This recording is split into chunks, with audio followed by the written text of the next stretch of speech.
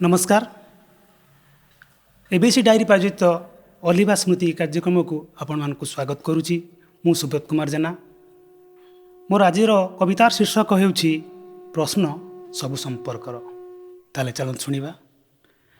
बड़ आशारे दिने से पचारि एमती प्रश्नटी। से प्रश्नटी थिला मु किए तुमर। चाहि रही मो मुह को बल बल करी। तार प्रश्नर उत्तर शुणा चातक परी स्थिर करने चाहूला तार अस्थिर मनर जेते असंती प्रहेलिका को। बोधे हुए एमती किसी शुणा मोठू तुमे तुमे मो संज आ तुमे मो सकाळ तुमे तुमे मो आरंभ आ तुमे मो इति तुमे मो फुलर बगीचा तुमे मो नरम घासर गालीचा तुमे मो सुंदर पृथ्वी। एमिति अनेक केते अकुआ कथा को देख से पागलीटा कहीं बुझीब ए कथा। मु एक उन्मुक्त पक्षी मु एक उन्मुक्त आकाशर पक्षी। मते बांधी रखिबाटा नुह एते सहज। सेतिकी ता पाखरे अछि कि लक्ष्य आउ लय हासिल करिवार एक्जिट पणिया। बारंबार पचारिब से यही कथा मु मोर हृदयर शून्यता को। मो नीरवता तार अस्थिरतार कारण। मो नीरवता ता अस्थिरतार कारण ताकू दलायमान कराए बाइया बसारे सदे जेमिति शून्य आ महाशून्य। मते पाइबार आशा आ निशारे से हजुए नीति पुणी खोजुए नीति नुआ नुआ कौशल को।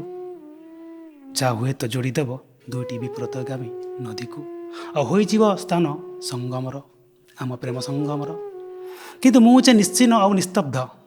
आज जाए मु पाइलिनी खोजी उत्तर तार से गोटे प्रश्नर। ताकू टिके बुझाइबा लगी मिछर हेउ पछे अंतत थरुटे पाई ता मनरे सुख भी नहला नहीं अंतत ता दुखर कारणटे होई।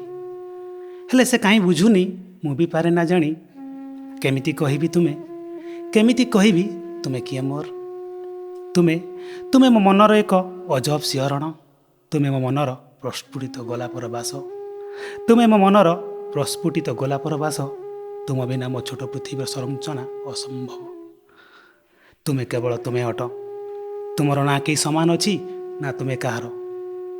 तुमे मो जीवन तुमे मो सपन तुमे मो कंपन तुमे मो जीवन आउ तुमे होच मोर स्पंदन। मो पाई हजिबा भी तुमे मो पाई खोजिबा भी तुमे मो पाई हस खुशी भल मंद आउ सब किछि तुमे ही तुमे। केमिति कहबी तुमको कह तुमे अछ एठी सेठी सबुठी मु लागे। तुम बिना मु किछि नुह। केमिति कहबी तुमको ए कथा पारुनी बुझाई जानी पारुनी बुझी केमिति कहबी तुमको ए कथा।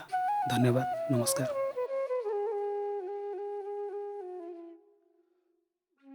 साहित्य महामंच अलिभा स्मृति कार्यक्रम संपूर्ण भाव साहित्य भित्तिक कार्यक्रम। एही कार्यक्रम रे लेखक और लेखिका माने निजस्व कविता और गल्प पाठ करती। जदि कौनसी लेखक किंबा लेखिका अन्य कहा लेखा को पाठ करती और चैनल कर्तृपक्ष को सूचना दियंती नहीं एथिपाई चैनल और चैनल कर्तृपक्ष और सदस्य माने दायी रहिबे नहीं। धन्यवाद।